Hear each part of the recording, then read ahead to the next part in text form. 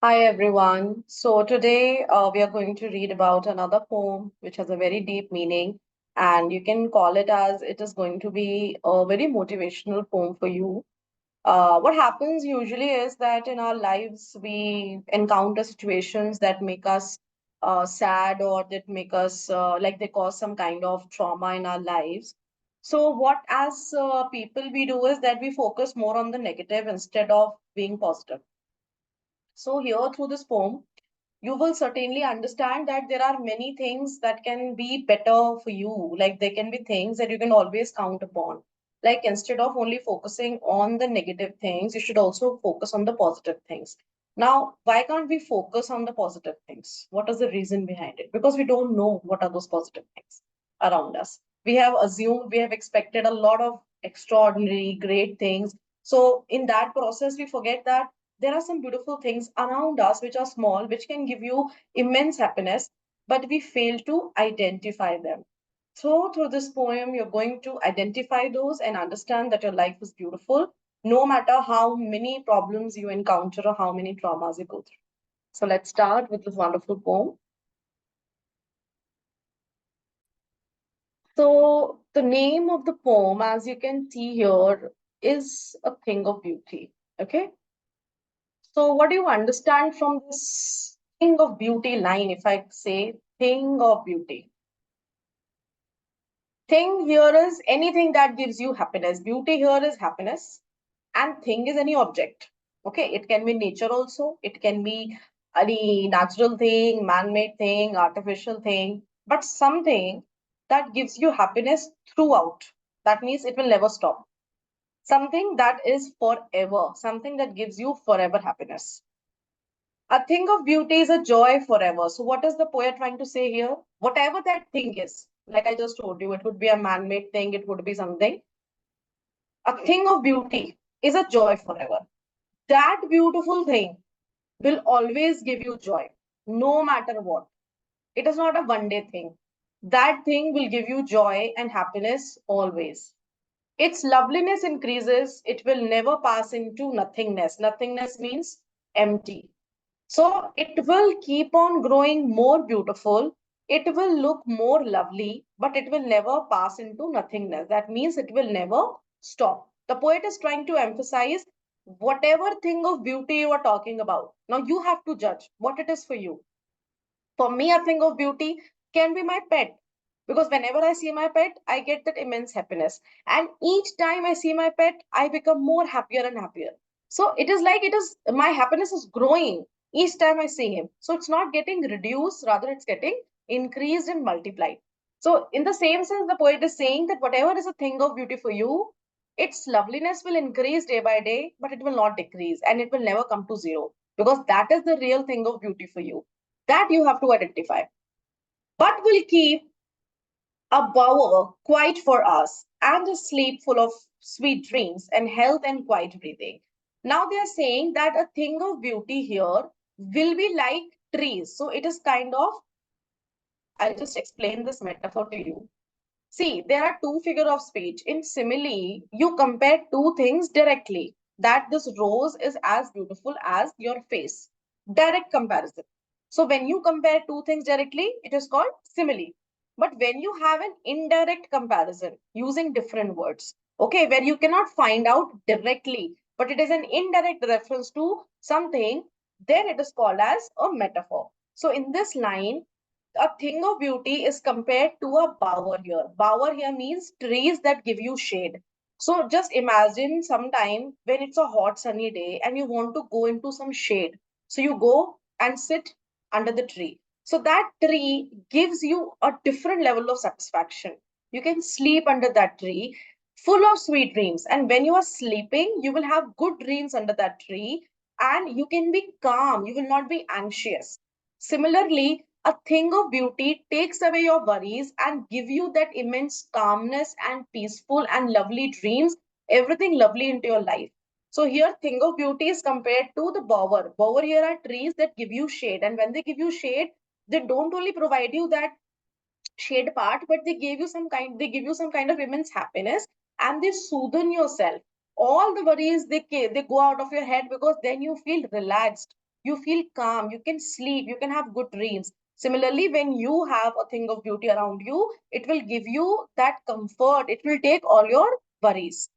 Therefore, on every morrow, morrow here means every morning, are we wreathing a flowery band to bind us to the earth? Wreathing here means we are covering something. So a flowery band here means we are connecting ourselves more to the nature. Earth here means the nature, and flowery band means all the positive things. So we are connected to the nature through all positive things. Like when you go to the tree, when you go and meet animals, when you see the water flowing in peace. So that means you're being connected to the nature. So here there were two figure of speech that I have discussed. One is a metaphor where a thing of beauty is compared to a power, and the other is and health and quiet breathing, that is called as repetition. And in this line of flowery band to bind, see burr and burr. I told you whenever there is repetition of a consonant sound, it is called as alliteration. Spite of despondence, okay? Now here, let's talk about spite. Spite here means desire, and despondence means something which is very negative or hopelessness. Of the inhuman dearth, dearth means shortage. Of noble creatures, of the gloomy days. Now understand this slide. Spite of despondence means some people here have the desire that they want to bring out negative things. They are very hopelessness on the earth only. Okay, so despondence means hopelessness. Even many people have the desire to be hopeless, and they want to make other people also as hopeless as they are. Of the inhuman dearth. Dearth, I told you, is a shortage. So what is the shortage on this earth? There is shortage of noble creatures. People who do not get demotivated, people who do not get hopeless. So in this big world where everybody is hopeless, everybody is wanting others to be hopeless, you should be the one who should provide motivation. So we have shortage of such people. The poet wants to say that we have the dearth of noble creatures. That means shortage of good people. Of the gloomy days, of all the unhealthy and over darkened days, made for our searching, yes, in spite of all, some shape of beauty moves away the pall. Now, he's saying that sometimes you have unhealthy things over darkened days. Over darker days means when you have something bad memory in your life. So after so many things, like there could be a lot of trauma for you, there could be a lot of accidents, there could be a lot of incidents also, there could be a lot of bad memories. So despite of all those memories, what is that one thing that still gives you that peace? It is some shape of beauty. Some shape of beauty means something around you that really gives you happiness, and Paul here means sadness or negative feeling. So that beautiful thing takes away your sadness. Now it could also be, even the trees or the ground or the park can be that thing of beauty. Suppose you go to your office and something happens, you had a major fight with your boss, or it could be an argument also. And similarly for students, they may encounter a very bad situation in the school. So when you come to your house and you want some peace, you go to your park and take a round, and then you feel immense happiness. You hear the bird chirping, and that gives you some kind of a soothing feeling. It is just one example of a thing of beauty. I'm not saying that only this is what gives you happiness. So I'm just giving an example that in spite of so many bad things happening in your life, there will certainly be something that gives you peace. It could be music also, anything, but that you have to identify what is that real thing of beauty. From our dark spirit, dark spirits here means the negative emotions that you have. Now they're giving some example, like what are those examples of thing of beauty that you can find around you? Such the moon, such the sun, trees old, young sprouting, a shady bone. Now, what is he saying? The sun can be a thing of beauty for you because it gives you light. If there is no sun, there will be darkness. The moon, the moon gives you some kind of cold comfort. Like whenever there is moon, there is air, you can feel that breeze, right? So that gives you comfort. Trees old trees give you shade, and young ones also give you a lot of things to take, right? Now suppose if the young ones are growing, you will have flowers, you will have a lot of fruits, so you can get so many things from them. They are also a thing of beauty because they are indirectly providing you with some or the other kind of happiness. For simple sheep, so again here simple sheep is a metaphor used here. Now there is not a direct comparison. They have mentioned simple sheep, but what is the simple sheep here? Simple sheep here is mentioned as or referred to as innocent people.